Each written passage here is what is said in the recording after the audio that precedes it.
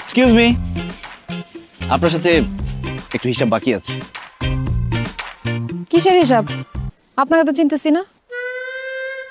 বুবু, এটা আমাকে জয় ভাই, আমার বড় ফুপুর ছেলে, গ্রামে বেড়াইতে আসছে।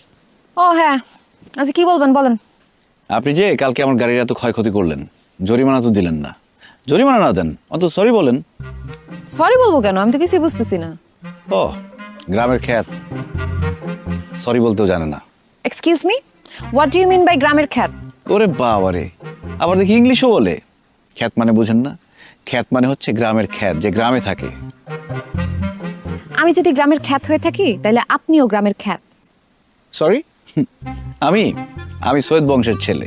আমি খ্যাত না, আমি ইম্পোর্টেড। আর আপনি হচ্ছেন লোকাল। আমার দাদা সৌদি আরব থেকে আসছে এখানে। কথা বলার আগে ইতিহাসটা একটু ভালো মতো জাইনা নিয়েন। আপনি যে সৈয়দ বংশ নিয়ে এত বড়াই করতেছেন, সৈয়দ বংশের অবস্থা যদি এতই ভালো থাকতো তাহলে তারা সৌদি থেকে ভাগ্যের খোঁজে এই গ্রামে আসতো না। জি, আপনার দাদা ভাগ্যের সন্ধানে এই গ্রামে আসছিল। তারা কিন্তু সৈয়দ বললে কেউ চিনতো না, সবাই চিনতো সৈয়দ মাস্টার বইলা, কারণ সে সরকার বাড়ির জায়গির মাস্টার ছিল। তারপর আপনার দাদা এই গ্রামেই বিয়ে করছে, আপনার আব্বার জন্ম হয়েছে এই গ্রামে, আপনার আব্বা আবার এই গ্রামেই বিয়ে করছে। সো রক্তের হিসাব করলে আপনার শরীরে কিন্তু এই গ্রামের রক্ত আরো বেশি। সো আমার থেকে বড় খ্যাত কিন্তু আপনি। খ্যাত ভাইয়া।